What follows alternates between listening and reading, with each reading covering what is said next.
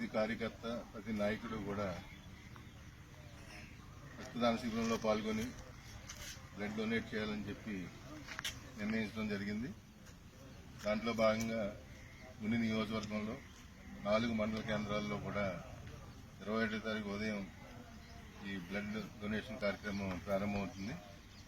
మరి జగన్మోహన్ రెడ్డి గారు బర్త్డేని కేకులు కట్ చేసో పార్టీలు చేసుకునే కాకుండా అది కూడా 10 మందికి ఉపయోగపడేలాగా మంచి కార్యక్రమాలు చేయాలనే ఉద్దేశంతో ఈ బ్లడ్ డొనేషన్ అనే కార్యక్రమం ప్రారంభించడం జరుగుతుంది.